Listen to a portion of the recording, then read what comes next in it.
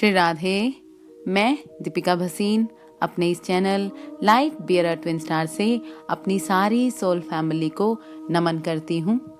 आज हम बात करेंगे कर्मा वीडियो के पार्ट 2 की, जिसमें आप कर्मा को थोड़ा और गहराई से समझेंगे, जिसमें आप उसके कुछ सच जानेंगे जो मैंने अपनी टीचर की परसेप्शन से समझे।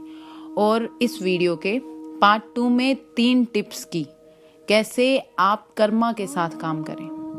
अभी यदि आपने इस वीडियो का पार्ट 1 नहीं देखा है, जिसमें आप जानेंगे कर्मा क्या है, कैसे कर्मा ट्विन फ्लेम्स की मदद करता है, तो आप वो भी देख सकते हैं, जिसका लिंक आपको डिस्क्रिप्शन में मिल जाएगा। अभी वीडियो शुरू करने से पहले यदि आप मेरे चैनल पर नए हैं तो चैनल को सब्सक्राइब भी कर दें, ताकि आपको भविष्य में आने वाली वीडियोस की जानकारी मिल जाए। और साथ ही यदि आप मेरी कोई रेकी सर्विस या काउंसलिंग भी चाहते हैं तो डिस्क्रिप्शन में दिए व्हाट्सएप नंबर पर टेक्स्ट करके अपनी टेलीफोनिक अपॉइंटमेंट बुक करवा सकते हैं।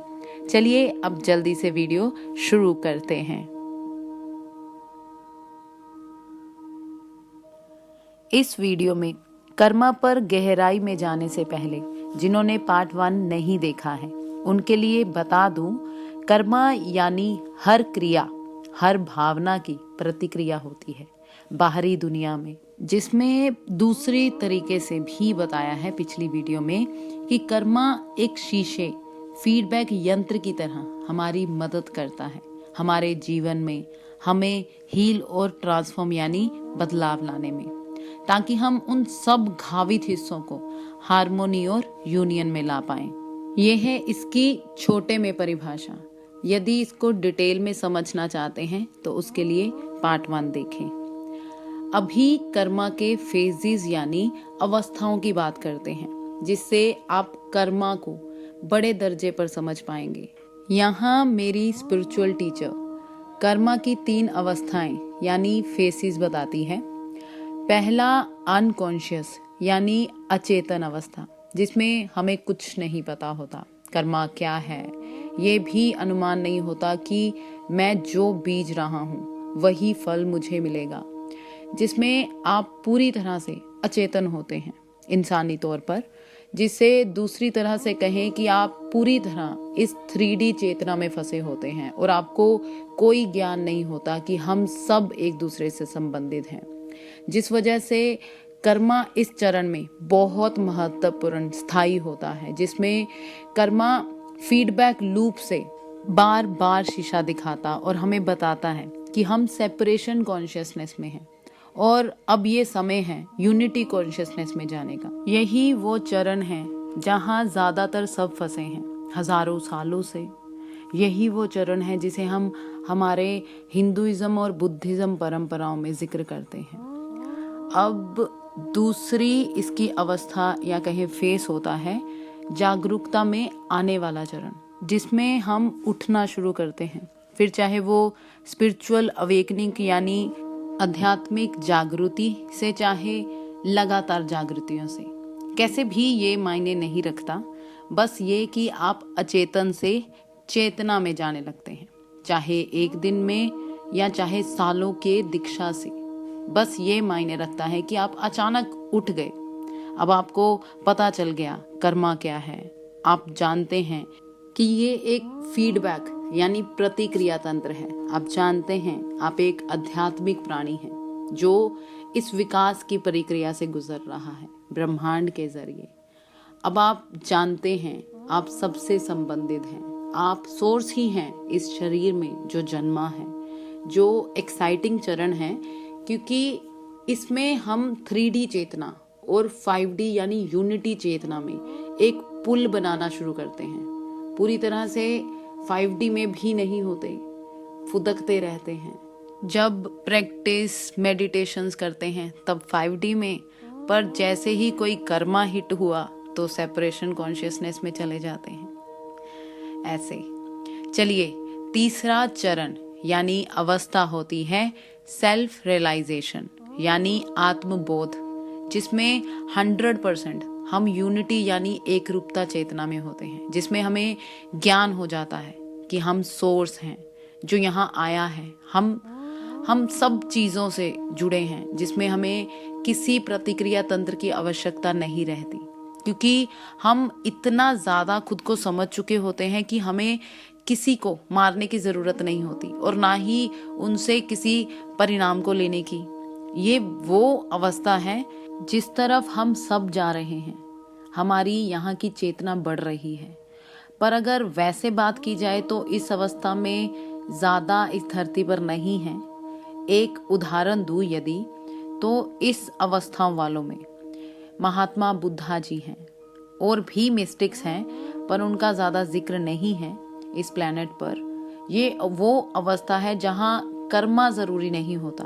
जितना ज़्यादा कोई खुद के आत्मा के बोध में होता है ना, उतना उसके लिए कर्मा की ज़रूरत कम होती जाती है और फिर एक समय आता है जब ये पूरी तरह ख़त्म हो जाता है। अभी बात करते हैं कर्मा के कुछ और तथ्यों की, जिससे आप कर्मा को और अच्छे से समझें और इस पर काम भी कर पाएं। पहला सच, जैसे अभी तीसरी अवस्था में बताया कि कर्मा जरूरी नहीं है। ये हम हजारों सालों से देखते सुनते आए हैं कि हमें बार बार जन्म लेना पड़ता है, नीचे धरती पर आना पड़ता है अपने सारे बुरे कर्मों की सजा काटने, और आप कब तक इन कर्मों के चक्कर में रहेंगे पता नहीं। पर जहाँ से मैंने सीखा और अंदर से भी गाइडेंस आती है, ऐसा नहीं है, कर्मा जरूरी नहीं है। जिस तरफ हम सब जा रहे हैं, पर ये मुझे पता नहीं इस जीवन में पहुंचेंगे या कितने जन्मों में, पर जा तो रहे हैं। उदाहरण के लिए अगर बुद्धा जी की बात करें तो वो उस स्थिति तक पहुंच गए थे, या कहें इतना आत्मबोध उन्हें हो गया था कि उन्हें किसी प्रतिक्रिया तंत्र की जरूरत नहीं रही थी। वैसे ही जब इतना आत्मा का बोध हो जाए तो कर्मा जरूरी नहीं है, पर हाँ अचेतन स्तर पर कर्मा जरूरी है। जब हमें कुछ नहीं पता कि हम कौन हैं, या जब तक हम कहें हमें बहुत सारे घाव और करूपताएं होती हैं, तब तक ये जरूरी है। दूसरा सच है, कर्मा तेज हो रहा है। आजकल हम देख रहे हैं बहुत आत्मिक स्तर पर लोग जागरूक हो रहे हैं, जिससे कर्मा भी तेज हो रहा है। जैसे पहले जब आपने सुना होगा कि भीष्म पितामह जी को उनके बीते 111वें जन्म का फल मिला था महाभारत के समय में, द्वापर युग में, तब हम कहेंगे हम लो लेवल कॉन्शियसनेस में थे। जितना हमारी कॉन्शियसनेस का स्तर कम होगा, उतना हमारा कर्मा भी धीमे। एक और उदाहरण दूं, जैसे यदि किसी ने 5 जीवन पहले किसी को मारा तो उसका परिणाम 5 जन्म बाद, इससे कहेंगे उनकी कॉन्शियसनेस स्तर लो है। ये बिल्कुल ऐसा ही है जैसे किसी मेंटली डिस्टर्ब बच्चे को दूसरे हेल्दी बच्चे के मुकाबले जल्दी कुछ समझ ना आना, याद ना होना, और वहीं जिनका IQ ज्यादा तो वो जल्दी याद कर लें। वैसे यहाँ 2 लोग हैं जिन्हें बिल्कुल अलग समय लगता है चीजों को याद करने में। वैसे ही हमारी आत्माओं में भी है। अगर हम बहुत अचेतन स्तर पर जी रहे हैं तो कर्मा धीमे होगा, क्योंकि हमारी लर्निंग भी धीमी है। पर जैसे ही आप जानते हैं एवोल्यूशन अब तेजी पर है, जिससे ज्यादा लोग जागरूक होंगे, उतना हम अचेतन से चेतना में जाएंगे और कर्मा तेज, क्योंकि अब हम तैयार हैं अपना शीशा देखने के लिए तेजी से, क्योंकि हम जागरूक हो रहे हैं, सीख रहे हैं। उसमें फिर जैसे पहले जन्मों लगते थे, अब कई बार अवेकनिंग में उसी वक्त कुछ समय में ही परिणाम आ जाता है। उदाहरण के लिए जैसे आप किसी को पंच करो और बाहर निकलो और कोई आगे से उसी समय कोई गाड़ी आपको हिट कर जाए, ऐसे इतनी तेजी से।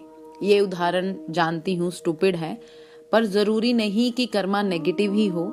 ये वो है जो आप बोओगे वही आपको फल मिलेगा। और जैसे जैसे आप अपनी चेतना में आगे बढ़ते हैं, आपका कर्मा तेज होता जाता है, जिसमें आप तेजी से आगे बढ़ते हैं, जिसमें फिर आपको धरती पर आना नहीं पड़ता बार बार जीवन के साइकिल्स में, जिसमें हम जीवन में आते हैं, कर्मा की प्रतिक्रियाओं से लेसन सीखते हैं, खुद का उपचार करते हैं, आगे बढ़ते हैं तेजी से। वहीं तीसरा है, कर्मा अकेला आपका नहीं होता। इसकी बहुत शाखाएं होती हैं जो बहुत आगे तक जाती हैं। जैसे यदि आपने किसी का खून किया अपने जीवन में, तो वो टेम्पलेट्स आपके बच्चे में भी जाएंगे, जिसमें आपके बच्चे का कोई रोल नहीं है, फिर भी इसका असर जाएगा। ऐसे ही जितना ज्यादा बड़ा कर्मा होगा उतना बड़ा इम्पैक्ट आगे सब पर। ऐसे ही यदि कोई आपके जन्म की धरती पर कोई कर्मा हुआ या कोई युद्ध हुआ, तो उसका असर टेम्पलेट या कहें वहां उस धरती पर पैदा होने वाले सब पर जाता है। तो कर्मा अगर छोटा है तो कम असर, अगर ज्यादा बड़ा है तो उसका असर भी उतना ज्यादा आसपास की आगे आने वाली आत्माओं पर।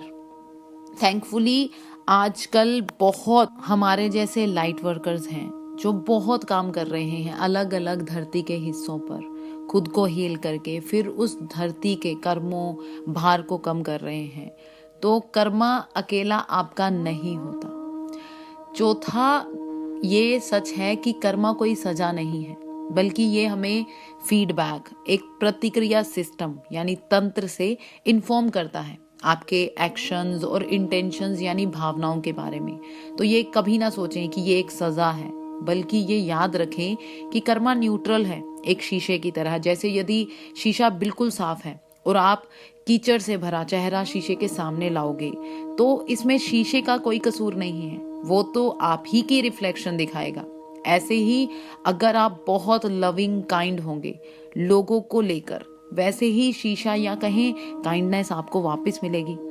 यहाँ एक और बात ध्यान दें, कई बार लोग जब उनके साथ कुछ बुरा होता है या कोई रीजन बनता है, तो वो ये भाव करने लगते हैं कि जब इसके साथ होगा तब पता चलेगा। कृपया ऐसा ना करें।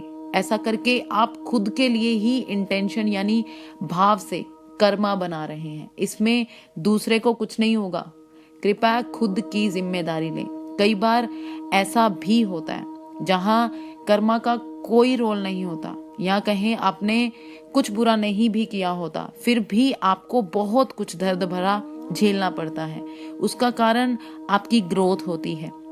ये जीवन मशीन या कहें ब्रह्मांड बहुत बड़ा है, जिसमें बहुत कुछ होता है, बहुत से लॉज हैं, बहुत कॉम्प्लेक्स है, जिसमें कर्मा बहुत छोटा चक्र है। तो अगर कुछ भी पेनफुल हो तो उसे कर्मा से ना जोड़ें, ये कोई सजा नहीं है। पांचवा, एक सच ये भी है कि कर्मा का साइकिल खत्म होता है या कहें हो रहा है, क्योंकि जैसे जैसे ज्यादा से ज्यादा 5D यानी एक रूपता चेतना में जा रहे हैं लोग, कर्मा वहां अनावश्यक होता जाता है, जिसमें जितना सेल्फ रियलाइज या खुद के प्रति जागरूक हम होंगे, उतना ही हमें शीशे की जरूरत भी नहीं रहेगी। तो कर्मा खत्म हो जाता है या होता जा रहा है। छठा, ये कि कर्मा पत्थर की लकीर की तरह नहीं है। बहुत ट्रेडिशन कहते हैं कि कर्मा बहुत कठोर है, पर मेरी टीचर इसे ऐसे नहीं कहती। वो इसे पत्थर की लकीर नहीं कहती, वो कहती है हम इसे अपनी जागृति हीलिंग से खत्म कर सकते हैं। उदाहरण के लिए, यदि आपने किसी का खून किया पिछले जन्म में और कर्मा तब आपको नहीं मिला, अब आप नए जीवन में हो, लेकिन आप उठने लगे यानी अपनी आध्यात्मिक जागृति में उठने लगे, यूनिटी कॉन्शियसनेस में यानी एक रूपता चेतना में आपको पता लगा हम सब संबंधित हैं। आप मेडिटेशन करने लगे, हीलिंग करने लगे, आपने अपने पुराने जन्म हील करने शुरू किए, आपने क्रिएटर से माफी मांगनी शुरू की, सफाई करने लगे, उपचार करने लगे। जो भी भूत में आपने किया या कहें नुकसान पहुंचाया इस ग्रह को, अब आप यूनिटी कॉन्शियसनेस में आ गए। देखा ऐसे वो भूत का खून का कर्म भी लूप वो आपको वापस नहीं आया, क्योंकि आपने उपचार कर लिया और उस कर्मा की सफाई कर दी, बिना उसे इस 3D दुनिया में लाए बिना। ठीक है, तो ये पत्थर की लकीर नहीं है। जिस भी क्षण आप उठना शुरू हुए और आपने अपना कर्मा साफ करने लगे, तो ये कर्मा की लूप जरूर नहीं होती, यानी ये 3D में मटेरियलाइज नहीं होता, ये जरूरी नहीं होता। सातवां, कर्मा आसानी से साफ किया जा सकता है। ये जो कहा जाता है कि आप इस साइकिल से बाहर नहीं आ सकते, जो मर्जी कर लो, ऐसा नहीं है। आज की नई ऊर्जा में तो ऐसा नहीं है। इस नई ऊर्जा में आप हील कर सकते हो, साफ कर सकते हो अपने हजारों सालों के कर्मा को भी, पर इसमें समय तो जरूर लगता है, क्योंकि आपको अपने अंदर बहुत गहराई तक जाना पड़ेगा अपने घावों को देखने, समझने, महसूस करने के लिए। पर ये साफ हो जाते हैं आपके असेंडेंट मास्टर्स की मदद से। पर उसके साथ साथ आपको खुद की जिम्मेदारी लेनी पड़ेगी पहले उन्हें साफ करने की, फिर आप असिस्टेंस खोज सकते हैं दूसरों से अपने रास्ते में, जिसमें आप होपोनोपोनो हवाईयन प्रेयर है जो 4 पार्ट्स में होती हैं, जिसमें I love you, I am sorry, please forgive me, thank you, 4 parts में इसका इस्तेमाल भी कर सकते हैं आप। बहुत हीलिंग प्रेयर है जो किसी तरह के भी कार्मिक इम्प्रिंट जो छाप है या कुछ और भी भूत का, उसे हील करने में मदद करती है। तो ये थे कुछ गहराई वाली रोमांचक बातें कर्मा को लेकर। चलिए अब चलते हैं इस वीडियो के पार्ट 2 में कि कैसे कर्मा के साथ काम करें। यहाँ तक आपको पता चला कि कर्मा कोई सजा नहीं है, न्यूट्रल है, एक फीडबैक सिस्टम की तरह है जो हमारी मदद करता है, जिसे हम अपना कर्मा क्लियर करते हैं। पर यदि आपको ये ही नहीं पता हो कि इसे कैसे क्लियर करते हैं इससे, तो ये एक लूप में बार बार आपके जीवन में सामने आता रहेगा, क्योंकि आपको कुछ हद तक उस चेतना में आना पड़ेगा जहां आप इसे हील कर पाएं, क्लियर कर पाएं। तो अभी मैं आपको 3 टिप्स बताऊंगी जो आपको मदद करेंगे इन्हें हील करने में, और इनका ऑर्डर जरूरी नहीं है, जैसे भी हो सकता है, ये कुछ भी हो सकता है। पहला टिप है इंट्रोस्पेक्शन, यानी अपने विचारों और भावों का परीक्षण करना, और सेल्फ अवेयरनेस यानी आत्मा जागरूक होना, जिसमें जैसे मैंने कहा यदि कर्मा हमारा शीशा है तो जितना हम खुद को देखेंगे, उसका परीक्षण करेंगे, जितना खुद को लेकर जागरूक होंगे, उतना ज्यादा हम जान पाएंगे क्या मेरा सच है क्या नहीं। जितने हम खुद में खुद के घावों को देख पाएंगे, उतना हम उनको साफ कर पाएंगे। यानी जितना जागरूक हम होते जाएंगे, उतना ये शीशा अनावश्यक होता जाएगा। तो ये है पहला टिप, खुद का परीक्षण करना और जानना, क्योंकि कर्मा केवल जरूरी होता है जब तक मैं अचेतन हूँ, यानी मैं नहीं जानता मैं क्या कर रहा हूँ, जिसके कारण हमें उसके परिणाम देखने पड़ते हैं सीखने के लिए। दूसरा टिप है अपने अंदर के घावों और कुरूपता का उपचार करें। जैसे मैंने पहले कहा, यदि आपके चेहरे पर कीचड़ है तो शीशा कीचड़ ही दिखाएगा, तो उसे साफ कर लें। नहीं करेंगे तो ये बार बार वही दिखाता जाएगा। तो ये बहुत जरूरी है उन्हें हील करना, क्योंकि जितना हम हील होंगे उतना कर्मा कम। क्योंकि कहते हैं ना, केवल घावित लोग ही दूसरे को घावित कर सकते हैं। इसका मतलब है अगर मुझ में घाव है, मैं सेपरेशन कॉन्शियसनेस में हूं, तभी मैं दूसरे को घाव दे सकता हूं। जितना मैं यूनिटी कॉन्शियसनेस में हूंगा, उतना मैं घाव नहीं दे पाऊंगा। तो जो भी यदि किसी को घाव दे पा रहा है, इसका सीधा मतलब है कि वो खुद घावित है। तो घावों को हील करना जरूरी है, जो आप सिंपल जागरूक होकर भी कर सकते हैं। इसी के साथ जो करूपता बताई, यानी डिस्टोर्शन, ये वो झूठ और असत्य होते हैं जिसके कारण आप देख नहीं पा रहे आप कौन हैं। यदि डिस्टोर्शन को समझाऊं, यदि आप अपनी चारों तरफ एक शॉल ले लें जिसमें फेस तक कवर हो और शीशे के सामने जाएं, तो क्या आपको कुछ दिखेगा? नहीं। उसे कहते हैं डिस्टॉर्शन, जो आपसे आपका सच छुपा कर रखते हैं या जो देखने नहीं देते। उदाहरण के लिए डिस्टॉर्शन यदि समझाऊं, यानी करूपता, कि आप सोचते हैं कि आप गुड इनफ नहीं हैं, जबकि ऐसा नहीं है। ये सोल की सच्चाई नहीं है। उसकी सच्चाई ये है कि हर कोई वर्दी है, प्यार है, वो प्यार के योग्य है। तो जैसे ही आप ये सोचते हैं कि आप गुड इनफ नहीं हैं, तो आप अपने चारों तरफ एक डिस्टोर्शन यानी करूपता बना लेते हैं, जो आपको आपका सच देखने नहीं देता। और आप शीशे के सामने जाओगे तो वो आपको वही करूपता ही देखेगी। इन्हें हम ऐसे भी कह सकते हैं, डिस्टोर्शन करूपता वो धारणा है जो आपने बनाई है, जो मेरा सोर्स या कहें भगवान मेरे बारे में सोचता है उससे अलग, जो सच नहीं है। सच ये है कि हम सब वर्दी हैं। सोर्स हमसे बहुत प्यार करता है, वो हमें हर क्षण प्यार दे रहा है, बस हम विश्वास नहीं करते और खुद से अपनी फील्ड में से ये डिस्टोर्शन करूपता बना लेते हैं। तो आपको खुद को हील करने के लिए इन डिस्टोर्शन बिलीव्स को बदलना है, जो आपको क्रिएटर भगवान के आपको लेकर बिलीव से अलग है, क्योंकि ये डिस्टोर्शन कर्मा में प्रभाव डालती है। तो अपनी धारणाओं को बदलें। तीसरा टिप है अभ्यास करें, कनेक्शन यानी संबंध बनाने का। आपने सुना, मैंने कहा 5D चेतना में कर्मा अनावश्यक होता है, तो उसके लिए आपको हर दिन संबंध बनाने का अभ्यास करना है। आपको पता है बहुत कम परसेंटेज है जो खुद को 100% 5D चेतना में रखते हैं, वरना ज़्यादातर हम तो सीख रहे हैं कैसे 5D चेतना में रहें। कुछ समय रहते हैं, फिर कुछ हो जाता है और हम वापस आ जाते हैं। जैसे आप मेडिटेट कर रहे हैं, हम उस भाव में हैं कि हम बीइंग हैं, आत्मा हैं, संबंधित हैं, पर जैसे ही मेडिटेशन से उठे, किसी कारण से आपके पार्टनर से या किसी और से आर्ग्यूमेंट हो गया और हम वापस 3D में आ गए, तो हम फुदकते रहते हैं दोनों चेतनाओं में। तो जितना आप सोर्स से संबंध बनाने का अभ्यास करेंगे, उतना आप यूनिटी कॉन्शियसनेस में, वननेस में आते जाएंगे, जिसमें आप सबसे खुद को संबंधित पाएंगे, अनुभव करेंगे उस दिव्य प्यार में अपने आप को। और जितना अभ्यास करेंगे, कर्मा भी कम और लाइटर होता जाएगा। तो इससे प्रैक्टिस यानी अभ्यास जरूर करें।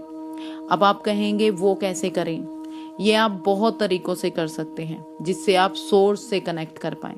सबका अपना अलग अलग तरीका हो सकता है। कोई मेडिटेशन कर सकता है, जो स्पिरिचुअल ज़्यादा नहीं है वो बिना ज़्यादा कुछ करे प्रकृति से कनेक्ट होकर कर सकता है।